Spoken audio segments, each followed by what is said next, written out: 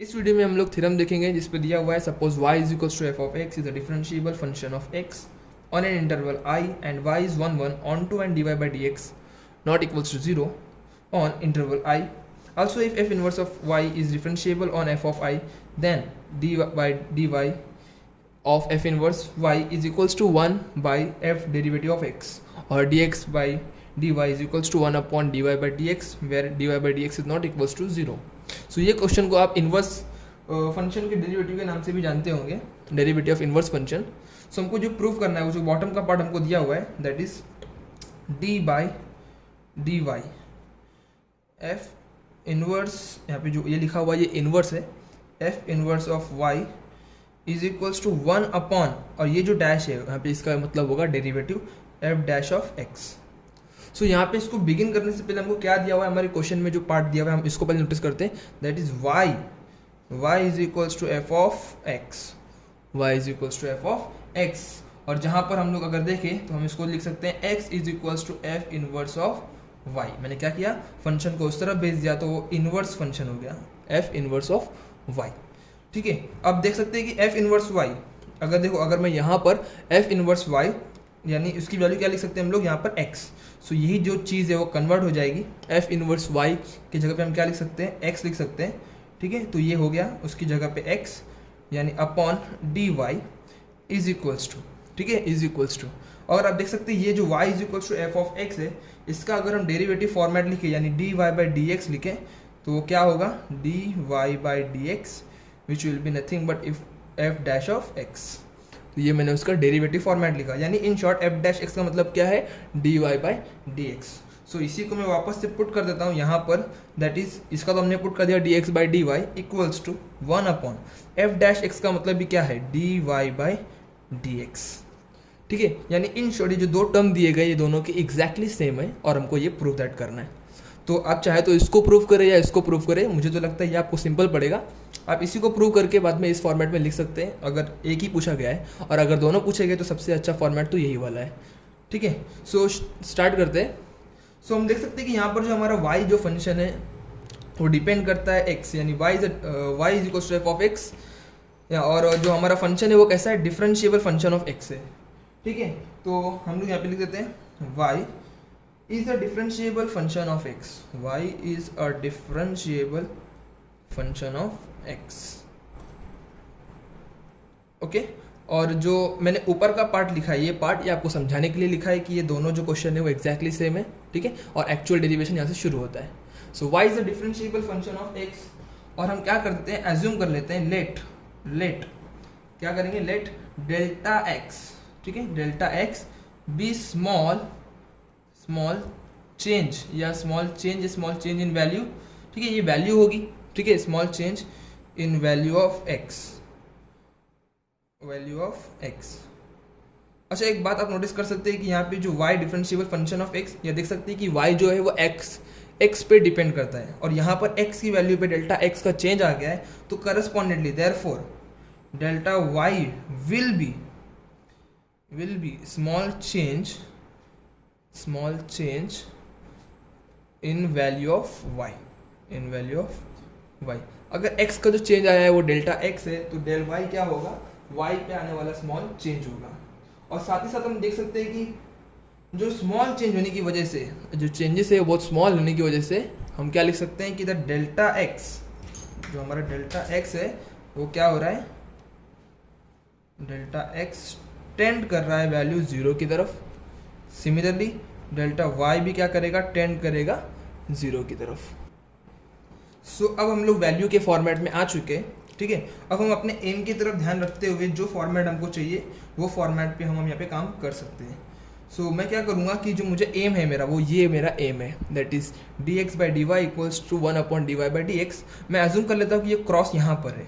समझने का, बोलने का मतलब क्या है कि मैं RHS में सिर्फ 1 रखना चाहता हूँ. देख सकते हैं आप यहाँ पे मैंने इक्वल्स टू 1 लिखा है, और LHS में मुझे क्या लिखना पड़ेगा फिर, कि मुझे लिखना पड़ेगा डेल एक्स, जो कि स्मॉल वैल्यू चेंज है, del x in the value of x upon del x upon del y into del y by del x. ये वैल्यूज़ के फॉर्मेट में मैंने लिखा है.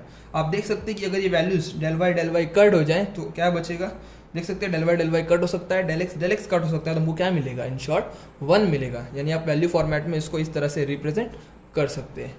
ठीक है, अब नेक्स्ट क्या करना है, इसको मैंने वैल्यू फॉर्मेट में तो ले लिया है, आपको शायद पिछले इसमें दिखाया हो मैंने कि अगर हमारे पास ये वैल्यू फॉर्मेट में हो और इनकी अगर एक फ्रैक्शन मतलब पार्ट दे सकते हैं कि del x by del y, अगर इसकी अगर हम लिमिट्स अप्लाई करें और इनकी लिमिट्स अगर टेंड्स टू 0 करेंगी तो ये वैल्यूज कन्वर्ट हो जाएंगी dx बाई dy या dy by dx corresponding term पे। सिर्फ उनकी जो लिमिट्स है वो टेंड्स करनी चाहिए 0 पे, जो कि यहाँ पे ऑब्वियसली आप देख सकते हैं कि वो टेंड भी हो रही हैं। ठीक है, सो अब क्या लिख सकते हैं हम लोग, जो हमारा फॉर्मेट है उसकी तरफ एम करते हुए चलते हैं, तो हम लिख सकते हैं dx by dy equals to 1 upon dy by dx। हमको इस फॉर्मेट में जाना है, तो मैं इसको यहाँ से शिफ्ट अप कर दूंगा। मैं क्या करूँगा कि मैं इसको यहीं रखूँगा del x by del y। सो मैंने इसको यहाँ पे कॉपी किया है और जो बची हुई टर्म है del y by del x उसको मैं यहाँ भेज देता हूँ, del y by del x। ठीक है, यहाँ पे भेजने के बाद आप देख सकते हैं कि यहाँ पर अगर मैं लिमिट्स का पार्ट अगर अप्लाई करूँ, अभी क्या करूँगा, मेरे पास लिमिट्स अवेलेबल भी हैं, तो मैं क्या करता हूँ लिमिट्स ले लेता हूँ दोनों तरफ। ठीक है, taking limits del x tends to 0 on both side, taking limit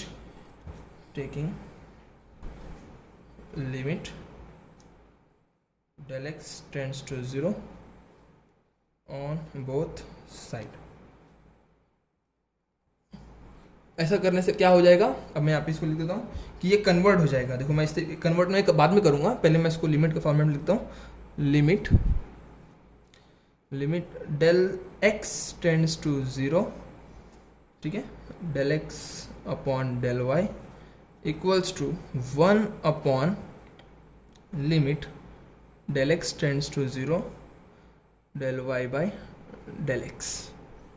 ठीक है, अब देख सकते हैं कि मैंने जैसे पहले लिखा था कि y is the function of x। ठीक है, y जो है हमारा डिफरेंशिएबल फंक्शन ऑफ x है, तो उसके हिसाब से हम इसको चेंज भी कर सकते हैं, जो कि कैसा हो जाएगा उसको नोटिस कर सकते हैं यहाँ पे। सो यहाँ पे हमको क्या दिया हुआ है कि देखो y is the differentiable function of x। Okay, दिख नहीं रहा आपको, यहाँ पे y is the differentiable function of x। सो यहाँ पे हम लोग देख सकते हैं कि y is equals to f of x is the differentiable function of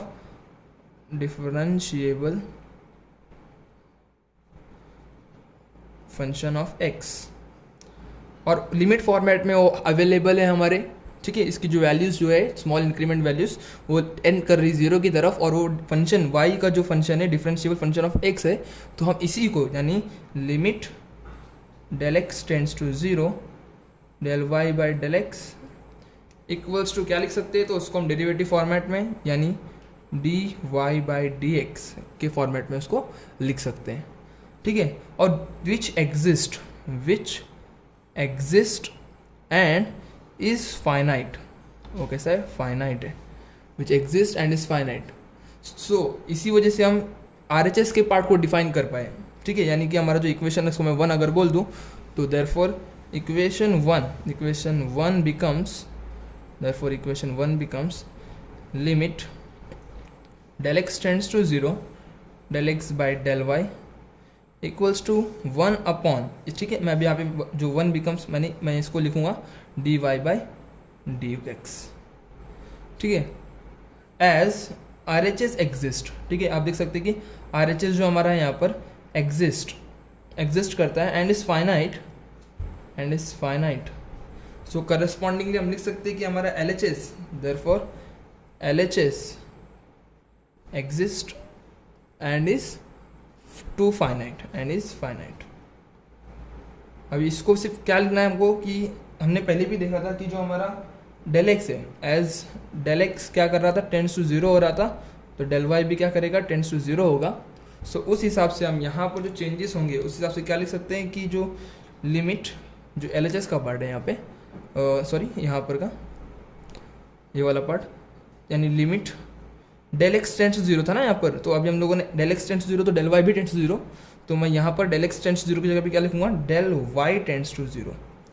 ठीक है, del x by del y which is equals to, ठीक है, अब यहाँ पे देख सकते हैं कि RHS एग्जिस्ट होने की वजह से LHS एग्जिस्ट करता है। ठीक है, और मैंने उसको कन्वर्ट कर दिया है उसकी इंक्रीमेंट वैल्यूज़ को लिमिट के टर्म्स में, और जो टेंड कर रही है 0 की तरफ, तो मैं इसे लिख सकता हूँ dx by dy।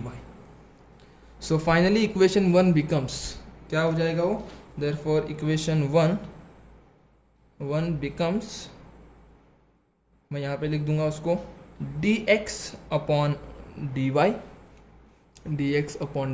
Equals to 1, देखो मैं यहाँ पे भी समझ सकते हैं आप उसको, मैं यहाँ पे कर रहा हूँ 1 अपॉन dy बाई dx। सो इस तरीके से यहाँ पे हम लोगों ने इस पार्ट को प्रूव कर दिया कि dx by dy equals to 1 upon dy by dx। So ये हो जाएगा हमारा फाइनली सॉल्यूशन, हेंस प्रूव्ड, ठीक है, hence proved.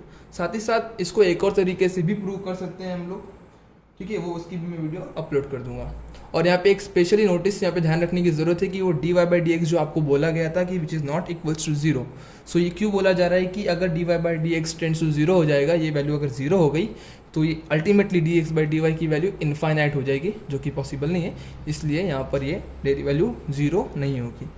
Where dy by dx is not equals to 0, ये आपको ध्यान रखना है, क्वेश्चन में भी आपको दिया हुआ है। ओके।